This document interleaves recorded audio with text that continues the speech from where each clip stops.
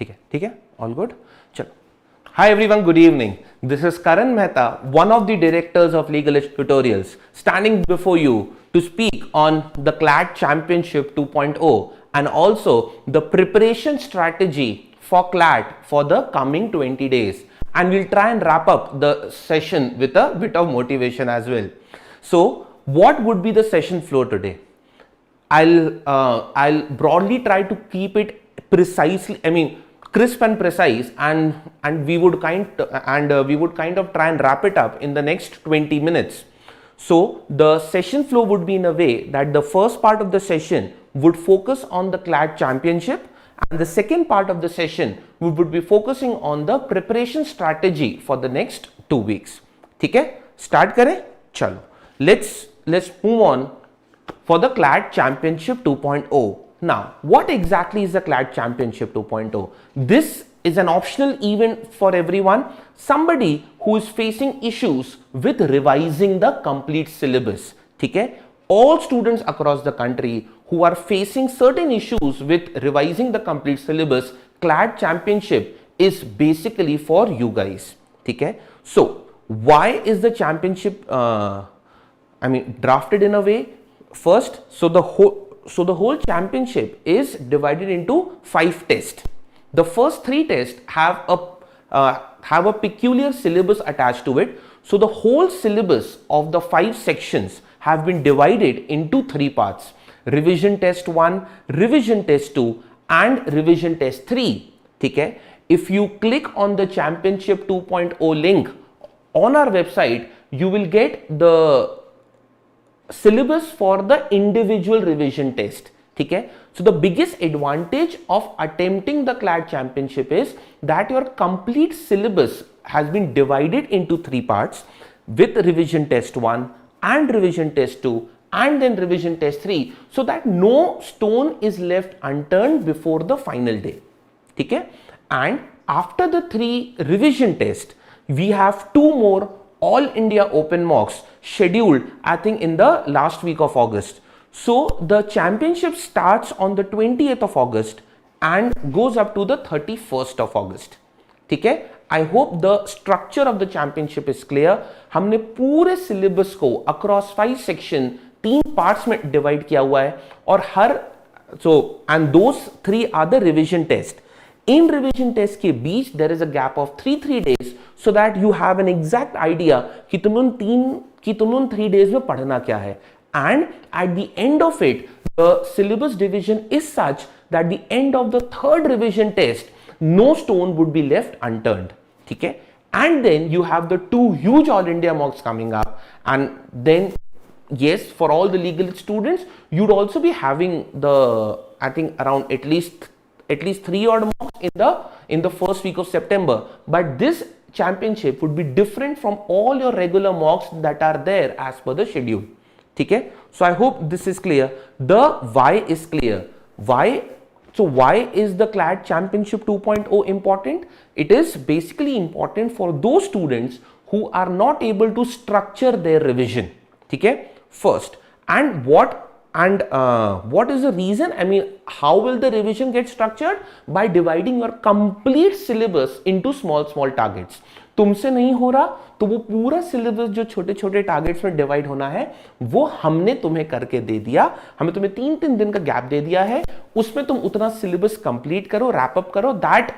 that includes comprehension, vocabulary, your static GK, current legal knowledge. ठीक है,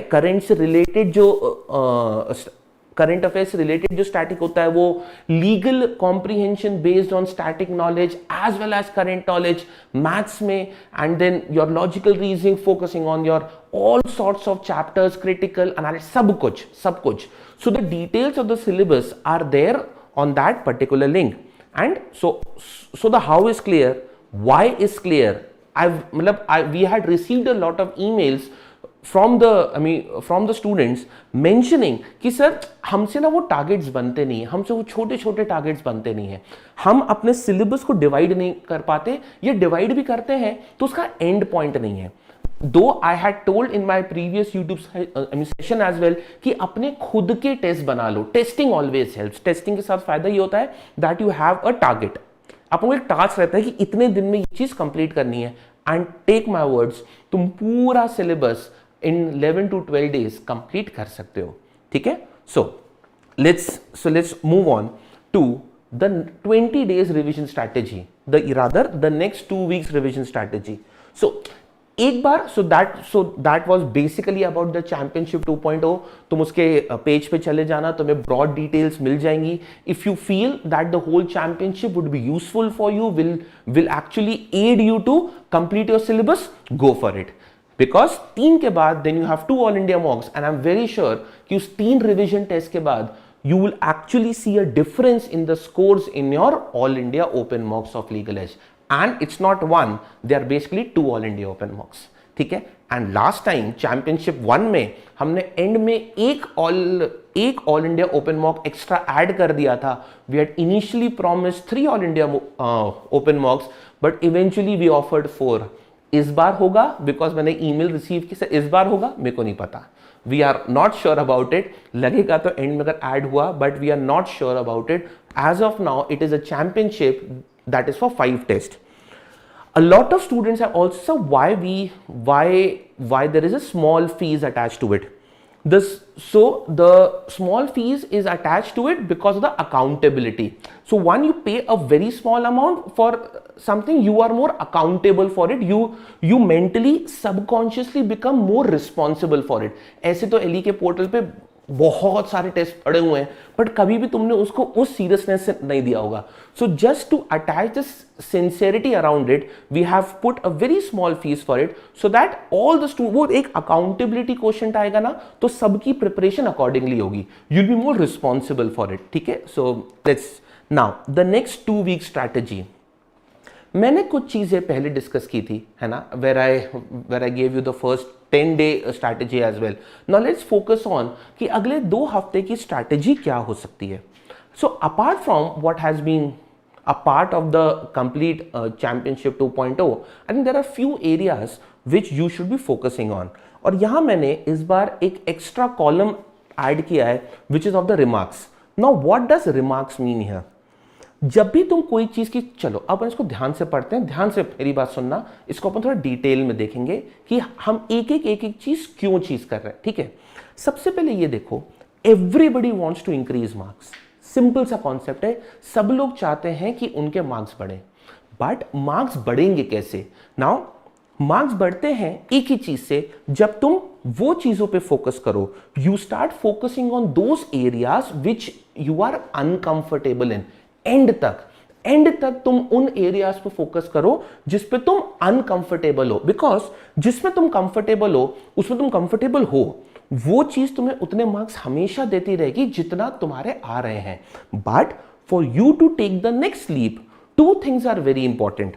try and add more comfort quotient to the topics which are in your uncomfortable zone, and second is revision.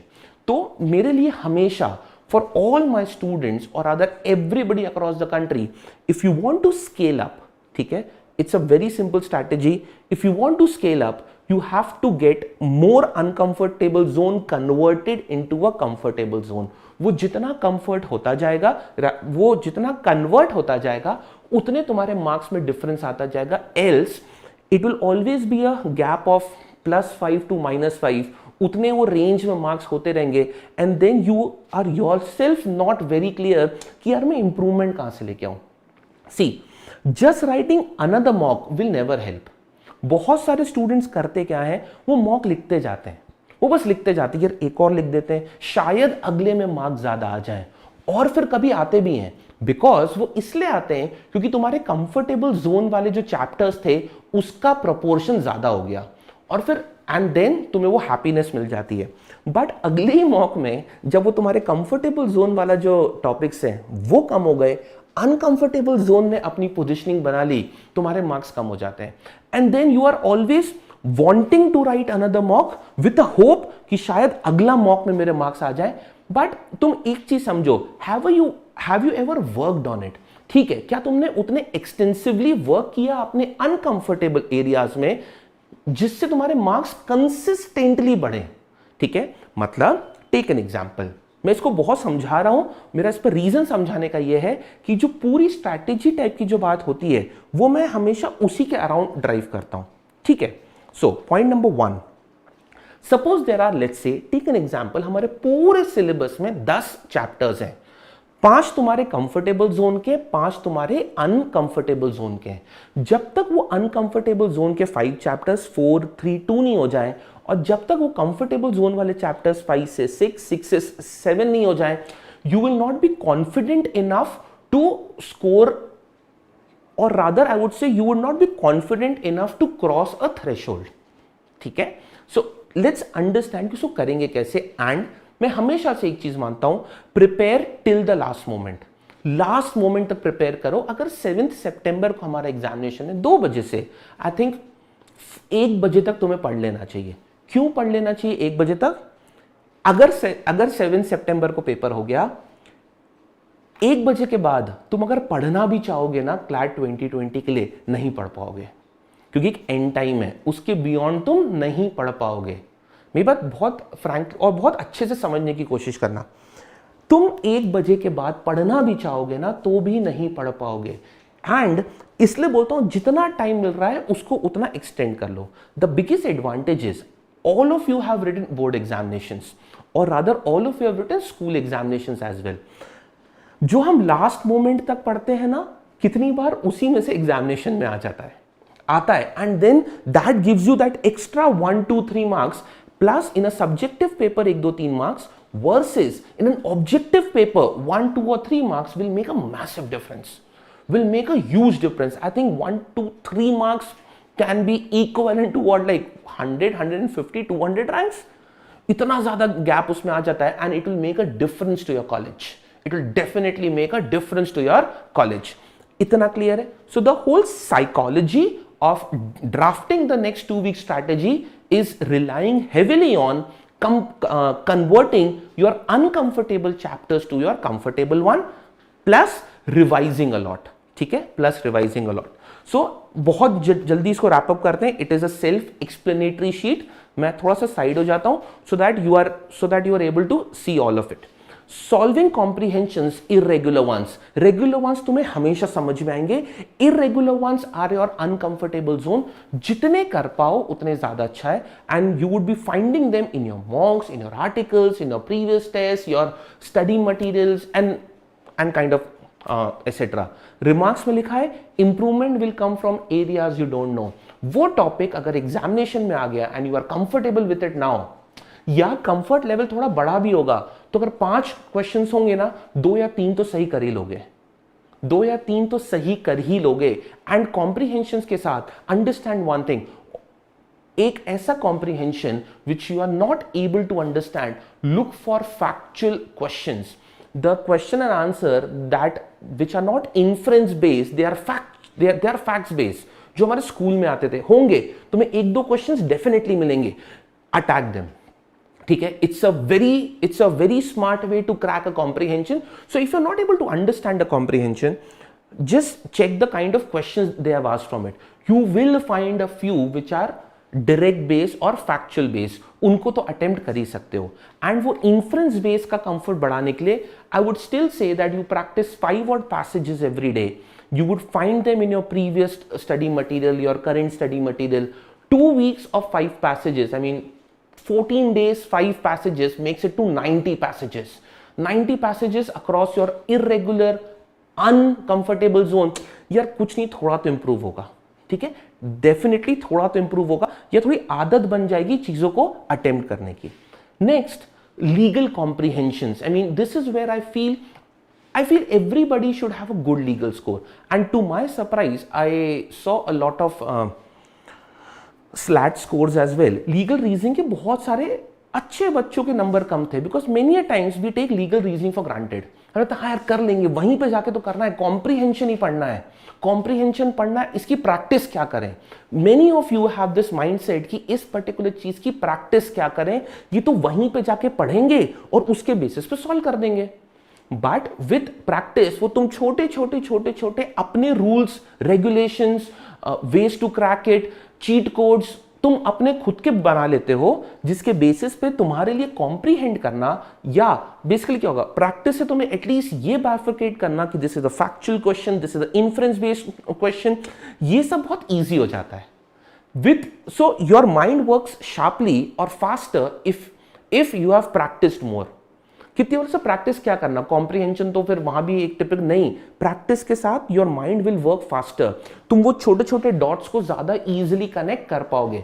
Take an example, एक बहुत simple सा topic है, many students ask me sir directions बहुत simple सा, उसको क्या practice करके जाना है ज्यादा, जब हाथ चलना या मैथ्स की हम क्यों रेगुलर प्रैक्टिस करें, we are sure of the concepts, but जब हाथ चलता है ना, जब हाथ चलने लगता है तुम इक्वेशंस जल्दी बनाते हो, तुम कैलकुलेशंस जल्दी करते हो, तुम्हें स्ट्राइक जल्दी होता है, वेरी इंपॉर्टेंट, तुम्हें स्ट्राइक जल्दी होता है, तुम जल्दी से वो क्वेश्चंस को बाइफरकेट कर पाते हो, ये मुझे करना है, ये मुझे नहीं करना है। ये जो पूरी साइकोलॉजी और आई वुड से आर्ट ऑफ पेपर सॉल्विंग, ये जो आर्ट ऑफ पेपर सॉल्विंग है ना, ये सिर्फ और सिर्फ प्रैक्टिस से ही आएगा, ये किसी और चीज से नहीं आएगा। So legal comprehensions, I feel all of you should be super with legal comprehensions. And वो जो silly mistakes हो रही हैं, maybe understanding of certain legal vocabulary words, making those silly mistakes where you chose an answer A over answer B. So all those things should be noted down. All those things should be, make your notes genuinely. Make your notes. छोटी छोटी चीजें and revise them before every mock. मतलब and more importantly, अगर 7 सितंबर को paper है तो तुम्हें 5th और 6 सितंबर को क्या चीज करनी है, that is something you have to plan right from today. अच्छा यार, ये मेरे को लास्ट में भी रिवाइज करना है, जब तुम पढ़ते जा रहे हो, start marking all those things, यार ये मुझे आखिरी में पढ़ना है, ये मुझे आखिरी के दो दिन में रिवाइज करना है, ये मैं गलती मल्टीपल टाइम्स कर रहा हूं, ये चीज मुझे आखिरी के 2 दिन में रिवाइज करनी है, सो ये आखिरी के 2 दिन, ये आखिरी के 2 दिन, ये जो पूरी लिस्ट तुम्हारी बनती जाएगी, it will make your last 2 days more efficient, and if the last 2 days become more efficient, trust me, it will make a difference of at least 3, 4, 5 marks. मैं ये नहीं बोला कि शायद 5 नंबर ज्यादा आ जाए, बट हो सकता है जो तुम गलतियां करने वाले होगे जिसके वजह से you will be getting a -0.25, you would get those scores. So what you have to revise in the last 2-3 days, that has to be marked right from today. ठीक है, इसको ध्यान रखना। Third, reading articles, you have to read, मतलब इसको ये मत करना कि यार छोड़ो ना, रीडिंग से क्या होगा, let me practice more. Reading again increases your comfort level with a lot of text. ठीक है, बहुत सारे टेक्स्ट को तुम जितना रीड करते जाओगे, तुम इट विल ऑल, कुछ चीजें सबकॉन्शियसली लर्न होती हैं। ठीक है, you will be learning a lot of things subconsciously. Subconscious learning को बहुत ज्यादा इंपॉर्टेंस दो, मतलब कि उसका शायद डायरेक्ट इंपैक्ट नहीं दिखेगा, बट उसका इनडायरेक्ट इंपैक्ट होता है। That's the reason it is there, and it will broadly take your 45 minutes in a day. Current affairs revision 1 month a day, ध्यान रखना, वहां मैं तुम्हें पहले भी बताया था, आई एम अज्यूमिंग कि तुमने वो 10 दिन वो फॉलो कर लिया होगा। एक छोटा सा चेंज है, via objective questions. Now what does via objective question mean? If you are looking for passage-based questions, you might find it in our जो current affairs practice test होते हैं, I mean जो CLAT post है या जो recent mocks हैं, but बहुत बार तुम्हें शायद passage-based questions ना मिले। ठीक है, बहुत बार तुम्हें passage-based questions ना मिले। What you should be looking at is solving objective type question quizzes, जो अपनी GK टुडे की क्विज है, जो अपने क्लाउड अफेयर्स की क्विज है। अल्टीमेटली वही तो फैक्ट्स हैं जो जाके पैसेजेस में कन्वर्ट होते हैं। So via revising those questions और via solving them, you are ultimately revising your facts only. और तुम कितनी भी थ्योरी पढ़ लो, आई ऑलवेज बिलीव कि तुम जित थ्योरी पढ़ते जाते हो, थ्योरी पढ़ने से हमें हमेशा लगता है कि मुझे सब कुछ आता है, हाँ ये तो आता है। जब वो क्वेश्चन सामने आता है ना, तब वो तुम्हें बताता है कि तुम क्या चीज भूल रहे हो, which is more important. That's the reason you have to practice via a lot of questions. Question practice की importance ये है। I hope I have made you understand why am I saying कि तुम simple objective questions भी अगर revise करोगे तो भी it will have a huge impact। ठीक है, क्वेश्चन तुम्हें ये बताते हैं, सिंपल लाइन में बोल रहा हूं, क्वेश्चंस ये बताते हैं कि तुम्हें क्या नहीं आता है। ठीक है। क्वेश्चंस टेल यू कि तुम्हें क्या नहीं आता है, थ्योरी तुम्हें कभी नहीं बताती कि तुमको क्या नहीं आता है। थ्योरी पढ़ते हो, you feel that you know everything, and the biggest problem is your uncomfortable zone, जो तुम्हें पता करना है कि क्यों गलत हो रहा है, क्यों गलत हो रहा है, क्या भूल रहा हूं, कौन सा कॉन्सेप्ट भूल रहा हूं, वो क्वेश्चंस ही बताएंगे, वो थ्योरी कभी नहीं बताएगी, ठीक है। Vocabulary, medium frequency, you must have done those words in those 10 days, just repeat them, ठीक है। करंट अफेयर्स न्यू, हाँ अभी भी करंट अफेयर्स आता जाएगा। More being an objective type paper, so the questions can be framed till the last day as well. तो हमें तो अपनी ये वाली preparation, but approximately I would feel कि 30 odd minutes should be more than enough. Analytical reasoning, इस पे क्यों फोकस करना है? Why am I saying to solve 40 odd questions in every 1.5 days? The reason for this is current affairs, analytical reasoning and QT, ये तीनों चीजें बहुत straight forward है, ये डायरेक्ट नहीं है, मतलब ये आता है या फिर नहीं आता, यहां पे कुछ इन्फ्रेंस नहीं है। So for you to do very good in your examination, और let's say for you to cross the threshold, ये 3 सेक्शंस का score will be very important. Analytical reasoning, QT as well as your current affairs, because यहां पे it's all these things are more out of practice. तुम जितना ज्यादा करोगे, इसलिए इसको समझना, ये वाला पोर्शन आसान आएगा, अनैट का पोर्शन बहुत ईजी है, you can not afford to get it wrong, and if you practice it well, तुम कम टाइम में ज्यादा एक्यूरेटली क्वेश्चंस को कर पाओगे, so that you will get more time to solve those comprehension as well, ठीक है। So people who are good with QT take QT extremely seriously.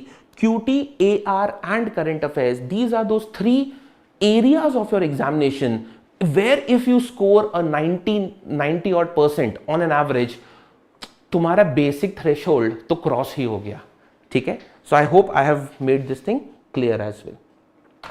Next, wrap up your mocks, revise your mocks, उसमें वो तुम्हें passages या CA या तुम्हें हर legal comprehensions, apart from all those things, I think revising your mocks, तुमने सब mark करके रखा होगा, तुमने पोर्टल पे बुक मार्क करके रखे होंगे क्वेश्चंस, तुम्हारी अगर वो तो हार्ड कॉपीज है तुमने उसमें मार्क करके रखा होगा। जो चीजें भूल जाते हो, जो चीज तुम्हें समझ में नहीं आती, ठीक है, 40 मॉक्स इंटू 200 odd क्वेश्चंस, मतलब मैं 40 से ज्यादा ही मॉक्स हैं, इसलिए मैंने 150 एवरेज नहीं लिया, मैंने 200 लिया, makes it to around 7,000 to 8,000 questions. इतने क्वेश्चंस बहुत होते हैं, इसमें सब कुछ कॉन्सेप्ट कवर्ड है, इसमें सब कुछ कवर्ड है। Don't be surprise at the in your examination if you see यार ये सब तो हमारे पास आ चुका है, we have seen all of it, फिर भी याद क्यों नहीं आ रहा। उस समय बहुत ज्यादा दिमाग खराब होगा, क्योंकि तुम यार ये सब देखा हुआ है, ये याद क्यों नहीं आ रहा। वो इसलिए याद नहीं आ रहा क्योंकि शायद तुमने उसको ढंग से रिवाइज नहीं किया, और उसमें से भी what you need as a revision for the last day, ठीक है, उस पर्टिकुलर चीज को तुम्हें अभी से मार्क करके चलना पड़ेगा, है ना, ताकि वो वाली जर्नी हमारी इजी हो जाए। क्यूटी हमने बोला, तुम जैसे कुछ अगर कॉम्प्लेक्स क्वेश्चंस भी हैं तो भी you have to revise them, ठीक है, constantly every day QT has to be done every day. जितना अपना पेन चलेगा, जितना अपना दिमाग चलेगा, उतनी जल्दी तुम कैलकुलेशंस, कितनी बार वो इमेज बन जाती है, मुझे पता है कि इसका अगला स्टेप क्या है। अब जब वो पता है कि नेक्स्ट स्टेप क्या है, that can only happen out of practice, ठीक है। क्रिटिकल रीजनिंग में I have put one thing very clearly, theory from the standard books. What I believed is, after practicing a lot of critical reasoning questions from a variety of mocks, बहुत सारे students basics भूल जाते हैं critical reasoning के, and they start solving it like they are solving a RC और a legal comprehension. But CR के अपने कुछ तरीके होते हैं, there are certain rules you have to follow, there are certain guidelines you have to follow, there is a process of elimination, there are ways to solve assumptions, there are ways to figure out inferences, there you have to make those arrow diagrams, मेरी बातें सारी याद आ रही होंगी शायद, you have to make those arrow diagrams, you have to have those skills of reading, you have to mark those heroes of the argument। कितनी बार हम वो भूल जाते हैं, हम वो सब कुछ भूल चुके हैं, इसलिए बोल रहा हूं कि वो थ्योरी याद कर लो। इनिशियल जो 4-5 शीट्स थी उनको रिवाइज कर लोगे, you will B back on track, अच्छा यार ये सब तो हम करते ही नहीं है, for you to be back on track, ठीक है, all these things would be important. Current legal knowledge, I've already mentioned that it will be a part of legal comprehension, plus it will be a part of current affairs as well. That's the reason You need to do it 45 minutes. Revision, topics of revision, sorry, topics of improvement, क्या क्या चीजें तुम्हें improve करनी है. ये जो पूरा का पूरा जो मैंने चार्ट बनाया है, this whole chart, I'll share it on the Legal Edge Telegram channel tonight. मैं ये पूरा chart within an hour or so मैं इसको वहां पे शेयर कर दूंगा. This will approximately go down to 20 odd hours. 20 odd hours would mean 1.5 days. ठीक है, 20 odd hours would mean 1.5 days. How important are the next 20 days? Let's discuss this. बहुत तुम्हारा क्रूशल है, तुम्हारा करियर इस पे डिपेंड कर रहा है, तुम जिंदगी में जो करोगे वो अगले इस पर्टिकुलर एग्जामिनेशन से डिसाइड होगा, ऐसा नहीं होगा. First and foremost, you have to relax. You have to understand that career would be made after the age of 25, 26 and 27. What you eventually do in life will not be dependent on just one examination, because उसके साथ बहुत सारी चीजें और depend करती है. How do you handle life? How do you handle your emotions? How do you resolve conflicts? तुम जिंदगी को किस तरीके से देखते हो, वो भी बहुत एक इंपॉर्टेंट फैक्टर है अपार्ट फ्रॉम गेटिंग और scoring marks in an examination. ठीक है, हाँ उसकी एक इंपॉर्टेंस है, बट कितनी बार हम उसको बहुत ज्यादा इंपॉर्टेंस देते हैं. So don't get to pressurise to score. Yes, if you score good, why you have to score good? Why you have to score good? Because तुम्हारा करियर पाथ उस पर डिपेंड करेगा, करियर नहीं, तुम्हारी जर्नी डिपेंड करेगी. ठीक है, career path can go in A direction, B direction, C direction, पर तुम्हारी जर्नी जरूर डिपेंड करेगी. तुम किस कॉलेज में जाते हो, क्या सब मेरा करियर नहीं, तुम किस लोग के बीच रहते हो. The kind of people with whom you'll be staying for 5 years is dependent on this. ठीक है, I'm sure you would like to have some good people around you. तुमने इतना एक्सपीरियंस हो गया है that you understand the importance of having good people around you. क्योंकि लोग बहुत रैंडम भी होते हैं, लोग बहुत रैंडम होते हैं, कुछ भी करते हैं, कुछ भी फॉरवर्ड करते हैं, लोग बहुत रैंडम होते हैं. So you always want to have sensible people around you, जिनको पता है and who are doing good and who want to do good in life. They don't want to waste a random time doing random things. So for all of you, तो तुम्हारे जो अगले 20 days है, that will depend कि तुम उसके बाद 5 साल किन लोगों के साथ बिताने वाले हो, वो बहुत इंपॉर्टेंट है. मुझे नहीं, मेरे को बहुत ज्यादा मार्क्स से, पढ़ाई से फर्क नहीं पड़ता. मुझे उससे पता कि तुम आई एम मोर कंसर्न कि तुम अपने लाइफ के वो 5 इंपॉर्टेंट साल किन लोगों के साथ बिताओगे, क्योंकि वही तुम्हारा माइंड शेप करेंगे. Those are the people who would make you think, who would give you an outlook towards life, कैसे जीना चाहिए. ठीक है, किन बातों पे ध्यान देना चाहिए, वो that is why it is important. So the next 20 days are not important for your career, but they are important for your graduation. ठीक है, इसको तुम ऐसे लो, they are important for your graduation. 5 साल अच्छे लोग के बीच में रहना है ना, इसलिए अगले 20 दिन मेहनत कर लो. थर्ड, मोस्ट इंपॉर्टेंटली, तुम्हारी जो पिछले 1 साल 2 साल की जो पूरी मेहनत है, वो ऑल दैट हार्ड वर्क, तुमने जितनी मेहनत की, तुम वो सड़े से हॉस्टल में रहे होगे, तुमने खराब सा खाना खाया होगा, you would have compromised on a lot of things, वो सब कुछ can go haywire in the next 20 days. Ultimately it's a competition. ठीक है, ultimately it's a competition. somebody has to win, somebody has to lose. For somebody to lose, somebody has to win. For somebody to win, somebody has to lose. ठीक है, सो तुमने पिछले महीनों में या पिछले सालों में कुछ लोगों ने इस एग्जामिनेशन के लिए कुछ महीने दिए हैं, कुछ लोगों ने कुछ साल दिए हैं.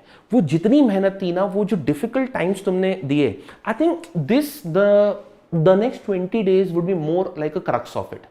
तो उनकी रिस्पेक्ट करते हुए, किसी और चीज की नहीं, खुद की हार्डवर्क की रिस्पेक्ट करते हुए अगले 20 days ही मेहनत कर लेना, वरना वो साला पूरा वेस्ट हो जाएगा.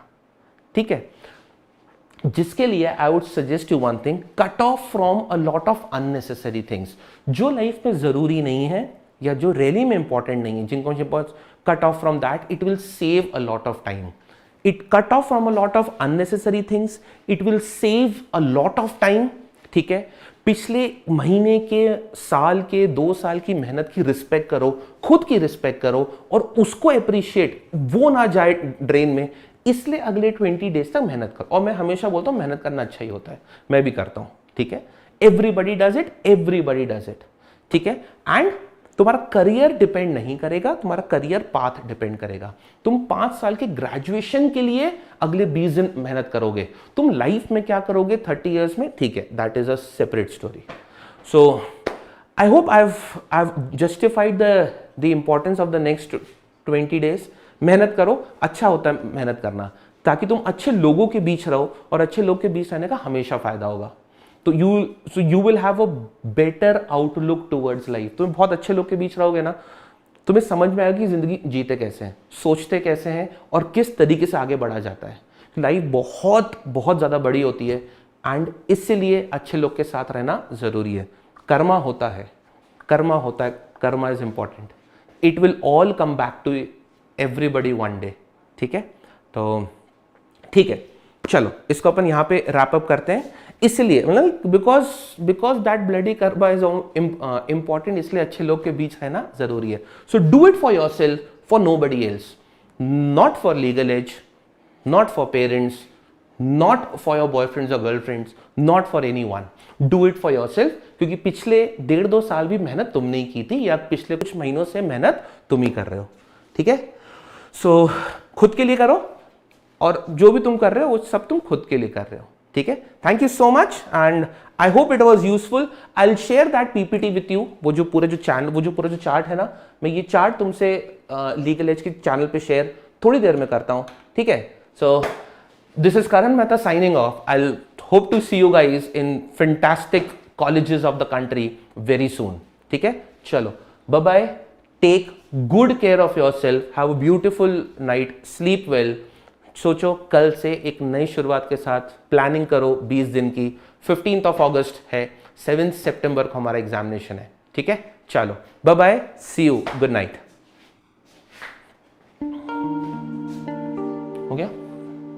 हो गया ना, सो बोल के आ जाओ।